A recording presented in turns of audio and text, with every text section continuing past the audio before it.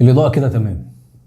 يلا بينا. حاجات لازم تعملها لو عايز تبقى مصور افراح محترف. الجزء الثاني، حط دايما لنفسك سعر كويس مناسب للسوق ومناسب لسعر المعدات اللي انت اشتريتها. اوعى ابدا تصور اي حد ببلاش حتى لو لسه بتبتدي. اعمل صفحات كويسه ليك على السوشيال ميديا زي الانستجرام والفيسبوك طبعا، واوعى تبخل على نفسك باي جنيه هتحطه في الماركتينج. صدقني الدعايه بتفرق كتير جدا في شغلك. اعمل بقى لنفسك ديزاين شكله حلو للباكجات ويكون مريح للعين، واهم حاجه التفاصيل كلها تبقى باينه زي الاسعار وزي الحاجات اللي انت هتقدمها يوم تصوير الفرح. بص بقى، في الباكجات بتاعتك هتزود بند كده فيه شويه كلام هقوله لك لازم العروسه تقراه، زي هتسلمها الصور بعد قد ايه، زي انها لازم تدفع ديبوزيت عشان تاكد معاك الحجز، وزي لو انت رايح تصور في محافظه تانية غير المحافظه بتاعتك تبقى حاطط سعر الترانسبورتيشن بتاعك.